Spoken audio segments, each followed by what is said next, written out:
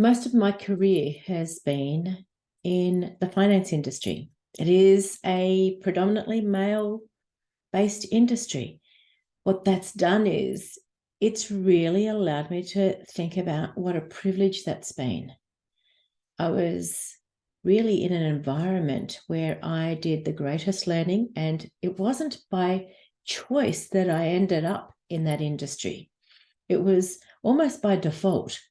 But that's another story. But here's one thing that I have really acknowledged, particularly in recent years, and that is my career has afforded me to do a lot of things.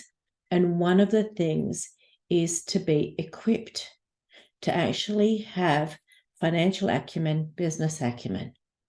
Now, you may not think that that's a privilege, but I consider it a privilege because it's not something that's traditionally taught.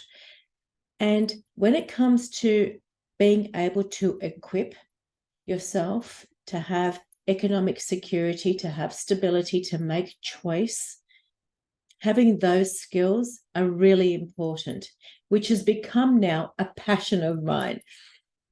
You see, I recognize that what I actually have learned and have taken for granted in so many ways is not perhaps what most people are equipped, nor are they even aware of a lot of the things that have an influence on how you will end up living your life.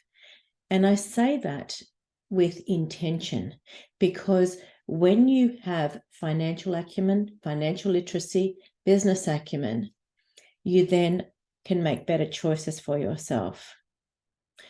So for me, really being able to put things in fundamental milestones so that people who have never come across that sort of way of thinking then can actually do it themselves. The key is not to make anything complicated. And to be quite honest, it really isn't.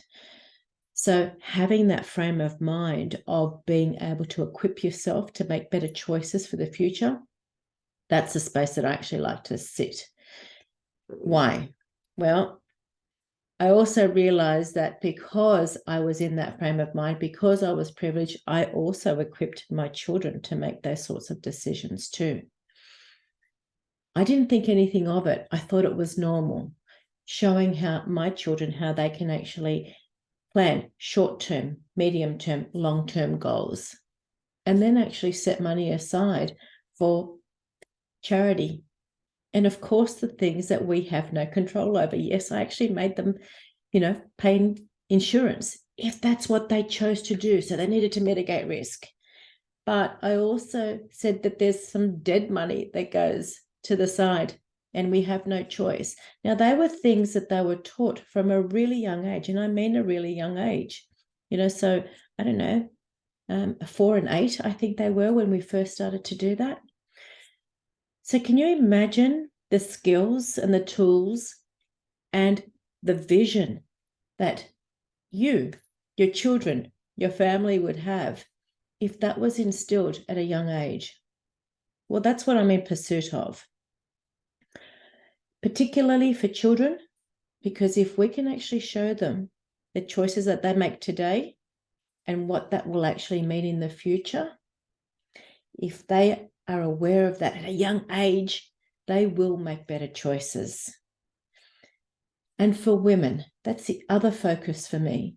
And why is that so important? Well, you see, economic security for women is vital for a number of reasons. One is that most women tend to actually have career breaks, or they actually start their careers much later in life because they've committed to other things, family, raising children, taking care of aged parents, and then they come back into the workforce.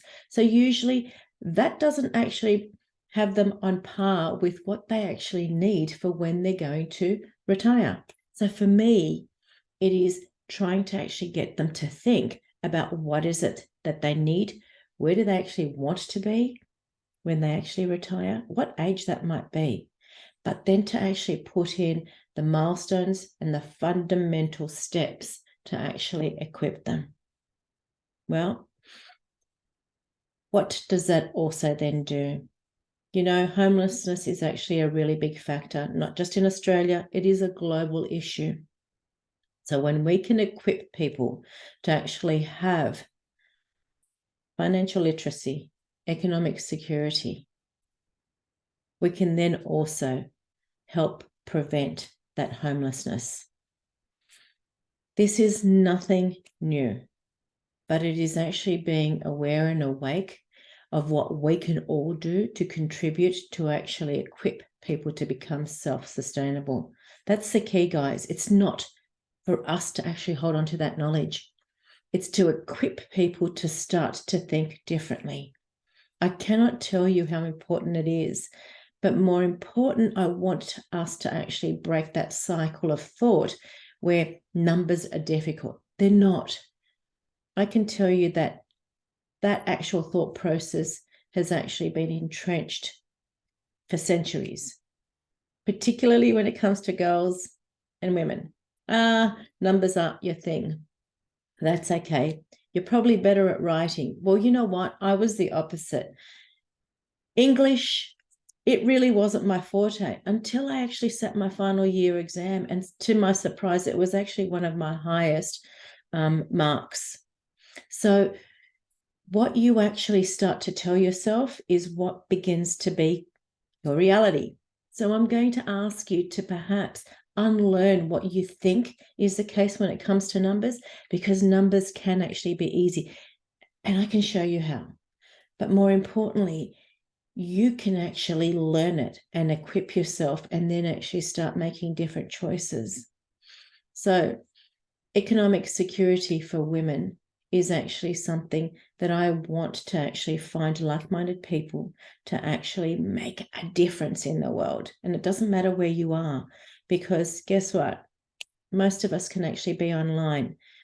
But for those that do not have that privilege, I know that I dedicate my time to actually travel, particularly to Africa, where I can equip our younger generation and women, particularly women in businesses, women-owned farmers, women who are actually choosing or wanting to understand how they can better equip themselves to become financially secure. There is always a way, particularly when we're prepared to collaborate. So if that's you and you actually want to be part of something that's bigger than you, reach out. I'm sure that there's an opportunity for us everywhere.